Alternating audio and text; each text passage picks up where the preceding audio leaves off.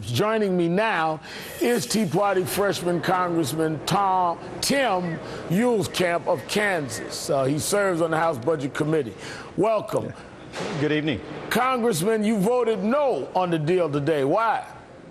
Not enough, and I know there's been talk about not enough those cuts. Well, not enough of a lot of things, Al, just not enough cuts. I mean, the cuts for the next year that we're talking about are about a little over 1% of the deficit. And if I go home and tell constituents we cut 1% this year, they'll say, well, you're never going to balance the budget. And I'll say, exactly. This won't get us in balance. And with a $1.65 trillion deficit, just a few billion in cuts, that's not nearly enough for what we need to do.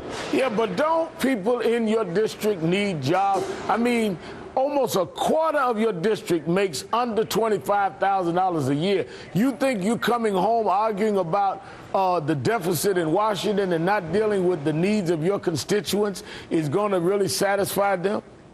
Well, I've been talking to them. I've had 64 town halls, probably more than most of my colleagues, and that's what they're saying is they're tired of the spending in Washington. They're tired of the so-called help from Washington. They've gone through a stimulus package. It hasn't worked. They understand the economy grows by businessmen and women creating jobs, not what Washington is doing. They want to be unleashed to let this economy grow forward. That's why I keep saying I'm not opposed to new revenue. You do that by getting Washington out of the way of folks that make things, create things, and create jobs every day of the year. Well, then, if you're not against new revenue, then why not support allowing the Bush tax cuts to expire?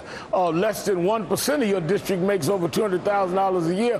Why don't you allow them to go ahead and pay the same tax rate that they were paying before the Bush tax cuts? The last 10 years haven't produced jobs in your district. Well, there's been a miserable job production going on in this country with the stimulus package after what's occurred there. You know, we were promised 6.7% unemployment. Today it's 9.2. It certainly hasn't worked. When I talk about revenue, I'm talking about revenue from the private sector versus what Washington is doing. Washington can't borrow and spend and tax their way to prosperity. We've proven that in the stimulus package. We need less regulation out of Washington. We don't need more. But we can get over $400 billion just by restoring the Bush tax cuts. Well, yeah, I know those numbers, and that's assumed that those Bush/Obama tax cuts will go away. Well, I don't know how they become Obama tax cuts when in 2001, when they started, George Bush was the president of the United States. It was extended in December, but it was Bush's tax cuts. And who was the president? We can have a different opinion. We can't have different facts, Congressman. No, the fact is President Obama signed the tax cuts and extended those for 2 years. There's no disputing that fact. He extended the Bush tax cuts. Yep, for 2 years. Now, you released a statement today explaining your vote. Quote, I voted no today because I refuse to dig America deeper into an unscalable hole. I refuse to be complicit in recklessly spending and borrowing on the backs of the next generation. But your colleagues, Paul Ryan and Mike Pence and Eric Cantor and Sean Duffy, they all voted for the deal. The Tea Party caucus voted for the deal 32-28. Are they complicit in recklessly spending and borrowing on the backs of the next generation?